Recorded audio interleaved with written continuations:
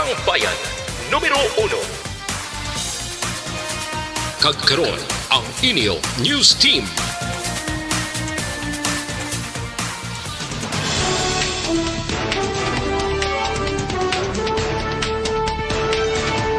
Sa ato nagapanguna ang mga pagulong dinalan sa mga balita lokal. Magsungay Bridge nga nahamtang sa Aksyon Extension pwede na maagyan umpisa subong adlaw. Kapulisan sa probinsya naka-alerto kasunod nga ginanunsyo ni Presidente Duterte nga wala na sang peace talk sa tungas ng gobyerno kag rebelde. Sa mga balita nasyonal, total ban sa palupok posible i-anunsyo ni Presidente Duterte. Mga nagatrabaho sa firecrackers industry ginpapangita na sang iban nga palanghabuyan. Mga mamalidha ginaduso ang investigasyon sang magamay nga pondo nga gingamit sa programa sang TESDA. Mayong aga Bacolod, may aga Bilogabahin sang Western Visayas. Karon nga adlaw, Miyerkules, Disyembre 9, 2020. Ang inyong news team, Aksyon, DorelCabatu. kag AksyonBoyDuran, ang mga balita lokal pagkatapos lamang sa ni.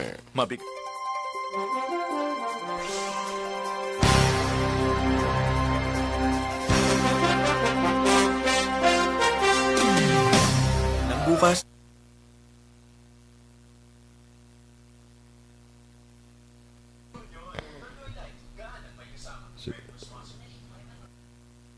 Good morning, Aksyon Boy! Kag sa aton nga mga ka-aksyon nga nagaupod gid sa aton subong nga aga, mayo gid nga pagpamati kay RR Muntua Rihinyo. Ngayong aga mga ka-aksyon, ipisa niyo na gani ang mga balita nagakatol na ang grabe ka dalom ba? Igdulungog. Pwede, doon naka ano ay, doon dalom ba? Igdulungog ko. Hello lang da kay Lolo Manuel Aranda, nagapamati siya, mayong agaman, syempre. Sa amay sang barangay Payaw, binalbagan ang gwapo kag bataon niya Kapitan Honorable Paul Vincent Tan. Hello, Aksyon Dorel, welcome back. Fresh from the home of Patik Kawayan and Himayaan Festival. Bago nga direksyon, bago nga henerasyon, isinggitan Aksyon Dorel syudad sa Himaylaan. Ang pwerte, ba? No? Sige Pwerte magbinalay. Bay gali si Gani, talent, no? gali talent. Sige. Kay Alex Monteza, good morning man. Kay Josette Magua de los Reyes, good morning. Gracia Hareta Horvidalia, good morning. Go Aksyon Boy. Sakay ariman si Vanessa Mayo. Good morning dala sa imo kay Doc Mayo, no? Good morning. Ma'am Van. Sakay Erwin Gonzalez. Happy birthday Erwin Gonzalez died Dorel kuno good morning. Jocelyn Arecivita Olak. Sakay Judenia Sarmiento Puig, good morning dira sa imo. Kag kay classmate ko Edwin Escopel, mayong agaman. Bia Jonathan, aga pa nagbugtaw, mabaligya puding sa NGC. Very good. Perte kapisan. Aksyon Boy, birthday man subong sa apo ni Goro ni Ma'am Rona Rida Trava, si Baby Yuki. Happy 3rd birthday ko, no? Happy birthday. Rider John Gasapo, ito niya name, Aksyon Boy. Happy birthday! Sige. Sakay amigo naton Andy Delgado dira sa may Japan. Good morning man sa imo amigo Andy. Kumusta ka dira, no? Si Mary Andera, kumusta man? Nonoy Andan, Joseph Pacifico. Good morning, gamonitor kami di subong sa Pusoy Kapihan sa San Enrique. Rosalinda Buenafe kag Leti Cerveza. Good morning dira sa inyo. Sa kay Dennis Richard Tibor Roma, aga pa nagbugtaw si President. No? Kag kay Ray Jan Tan Villalon. Kag of course si Anthony Jones Havilio Ceblano. Si Anthony Jones Ceblano, gali eh. Nakaagin sa Aksyon Doors kung contestant sa kwan bala sa broadcasting sang UNOR kaya naka-judge pa ko nagili sila ko no. Yes, Aksyon Boy. Kaya naka-judge ko damo. Ko pagkita ya si mo. Wow. Abo na nga. Panong korog be. Panong korog be Anthony be. Naka-judge ko ni sila kaya naka-judge ko na sa broadcasting competition mo no sa Sakay Jean Buarom, good morning dira. Weng Morales, maing agaman dira sa Manila. Sakay Pinky Teruel, good morning kuno sa tatan nga Unorians, especially batch 93 sa College of Education. Lito Sicondes, monitoring from Riyadh, Kingdom of Saudi Arabia. Sakay Marilo Travilla Katinoy, sakay Cory Vidaha, winter na gid diya dito sa Kuwait gali, tugnaw na gid kaayo, no? Flora May Bakuli Mirasol, sakay Judy Dan, of course, good morning. Dira sa may Austin, Texas. Sa taga-Cadiz na siya, no? Dito na subong sa Texas. Janeth Aguilion La Chica, great sila ang tiya niya. Happy 83rd birthday. Sa kay nanay niya po niya nga pamati man subong from Hilablos, no? Sa kay Gino Constantino, sa family Constantino sa Cadiz kuno kag sa mga taga Mindanao mayong aga. Sige, ang iban karon naman ha. Standby na kita sa aton nga mga balita lokal.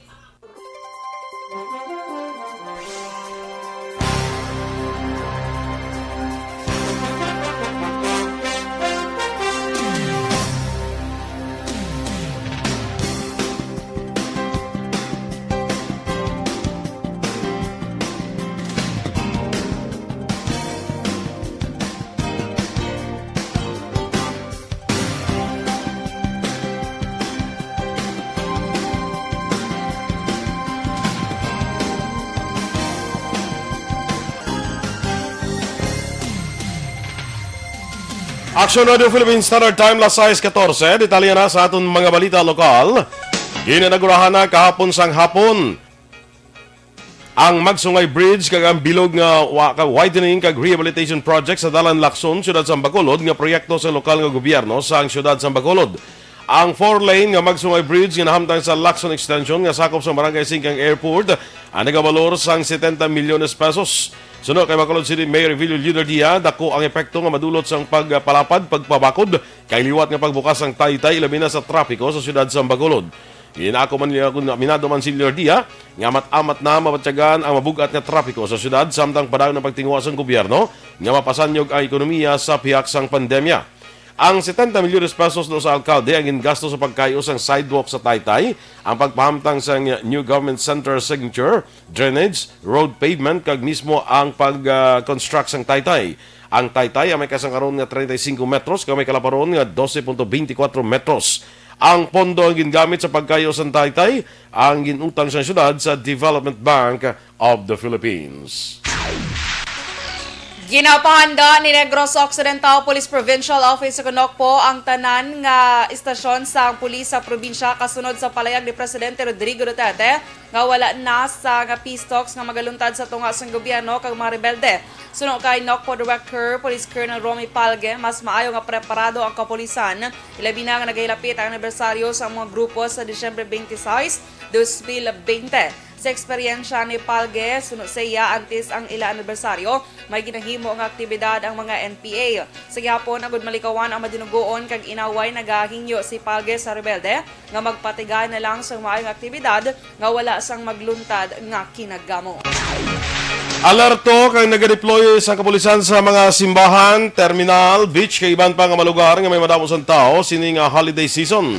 Sunod kay NOCPO Director Police Colonel Romy Palge, naghanda ng kapulisan sa probinsya angot sa sining nga aktibidad sang pumuluyo. Duwa pa ni Palge tuyo sa liderato nga mapatuman ang katawhayan sa pagselebrar sa Paskwa kag bagong tuig. Nagpanugyan man si Palge sa publiko nga mag-obserbar gid sang health protocol para nga mapunggan ang paglaptas sang COVID-19 cases. Pilaso naman ang mag-utod sa ginpanglabo sa Sitio Tumpok, Barangay Marie Calom, Siyudad sang Sipalay. Ang mabiktima ang ginkilalang nga Sanday Ray Pareñas, 35 anyos, kag Mark Anthony Pareñas, 27 anyos, samtang suspect naman ang ginkilala kay Bonen Garcia, 29 anyos, kag nagapuyo sa amuman nga barangay.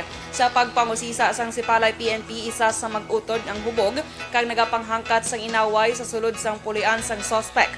Nagkuha sang binangon si Garcia kag ginlabo si Ray kag giningagaw pa nga itiklo ni Mark Anthony ag iya magulang agod hindi maigo apang ini ang ginlabo man sang suspect.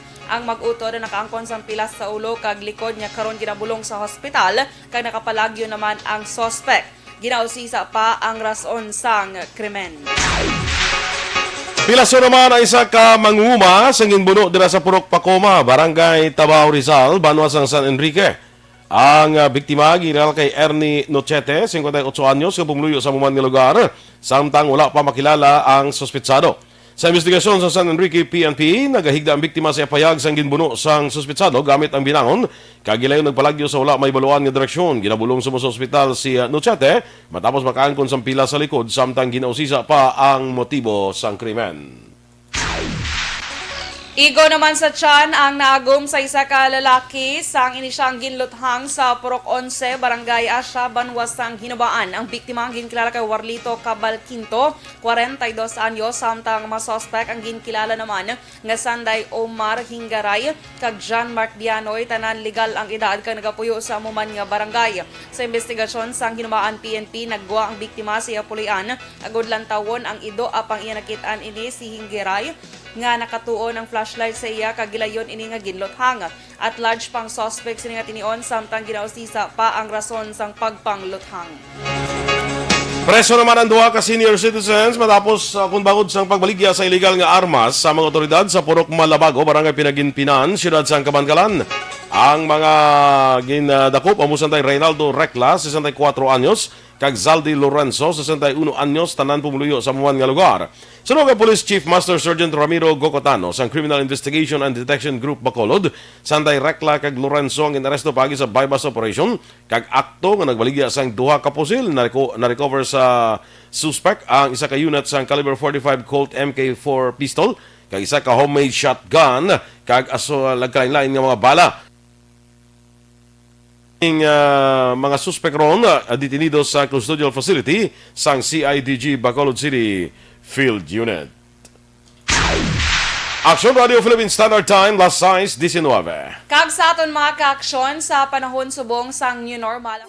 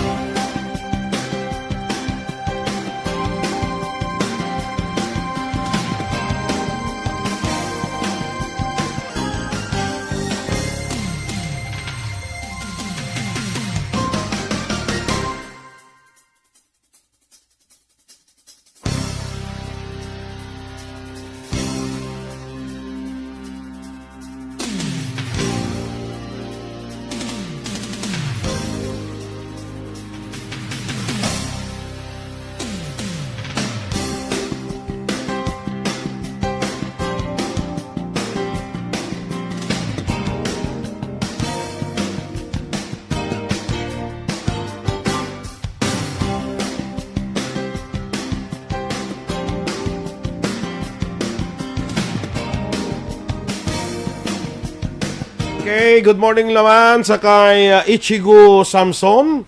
Kay John Agyon, good morning and advance Merry Christmas. Oy, dali na lang tuod, no? 16 days before Christmas.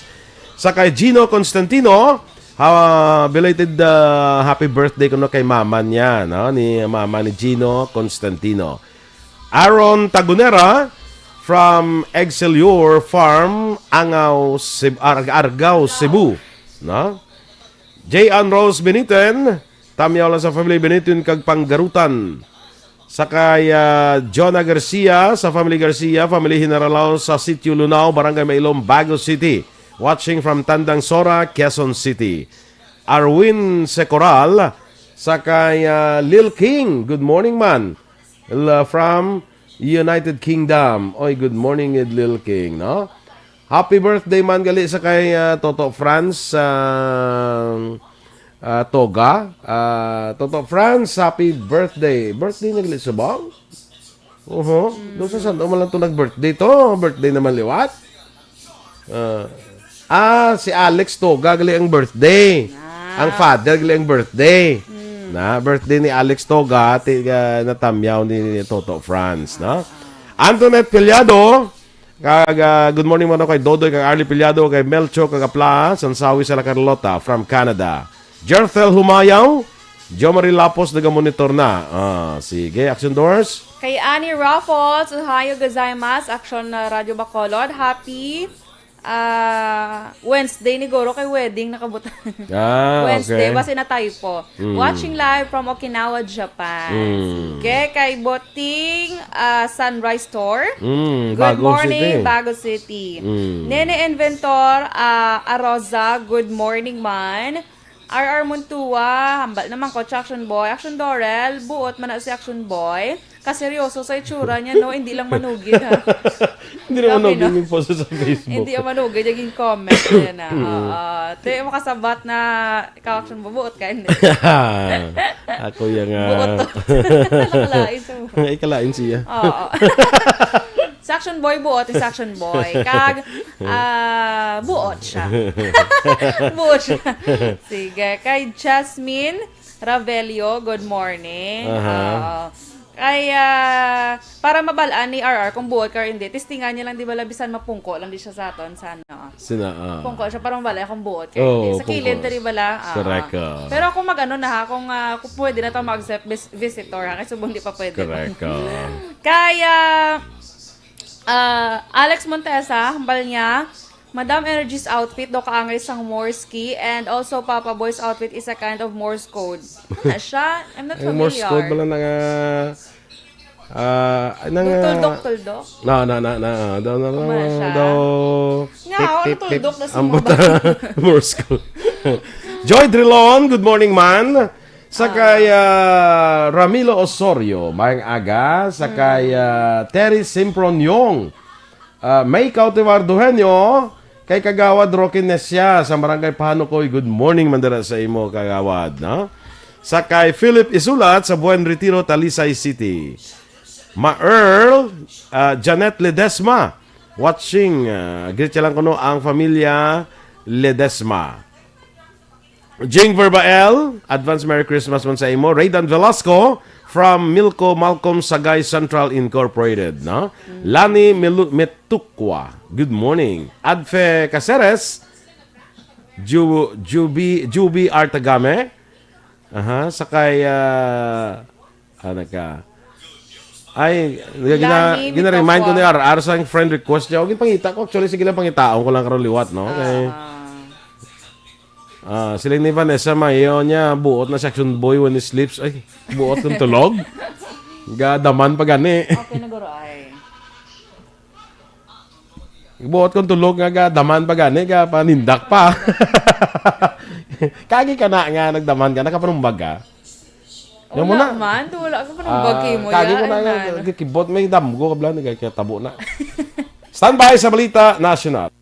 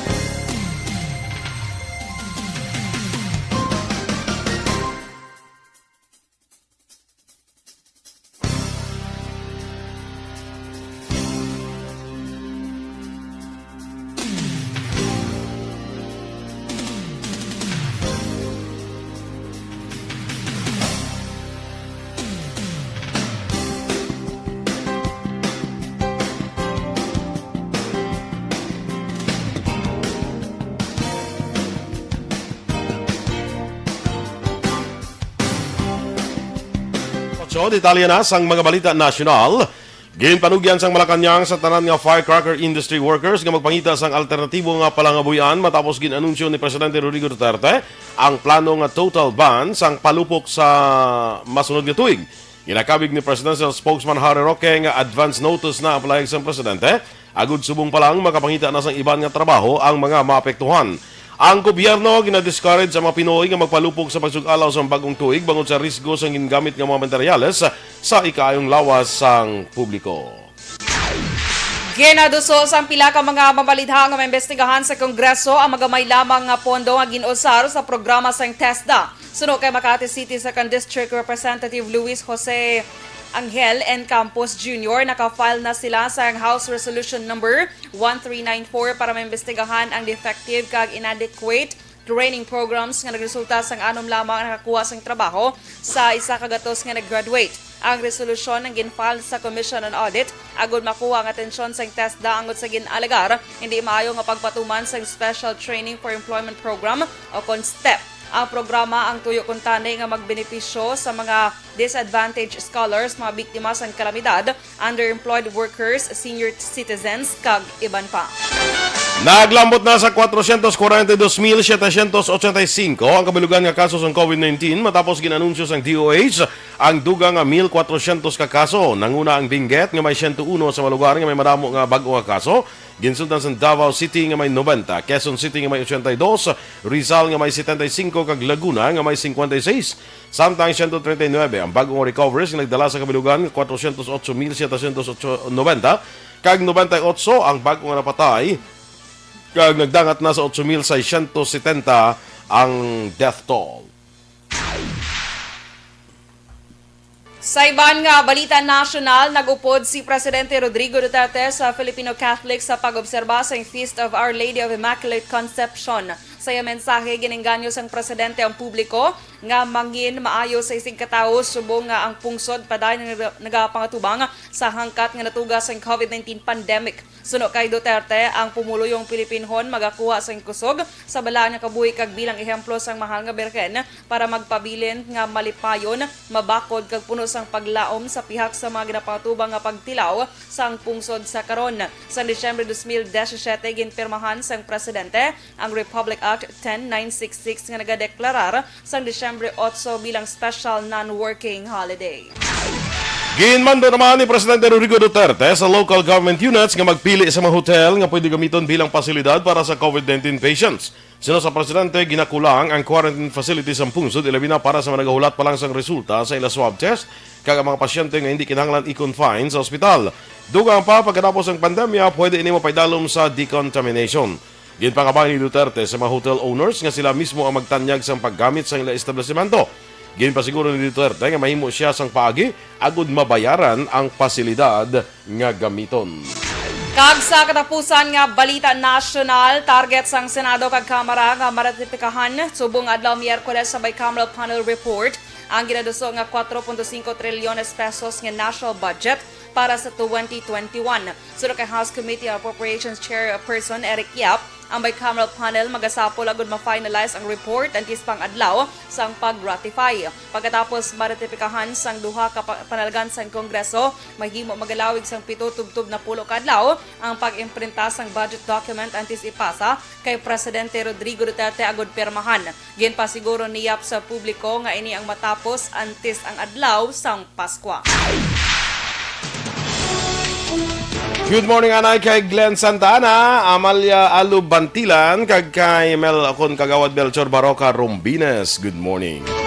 Standby na kita mga ka-aksyon sa Aksyon Hotline. Akong Aksyon na report, second portion. Upod si Aksyon, Fred Salanga. Balikay kita sa dugang nga mga balita sa Aksyon Balita Morning Edition.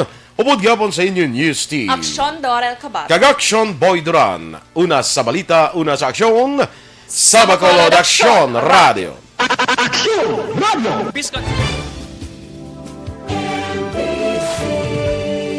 Manila Broadcasting Company. Sa balita, komentaryo, isyu, serbisyo publiko. Aksyon Radio! Sa Bacolod, Aksyon Radio! Aksyon!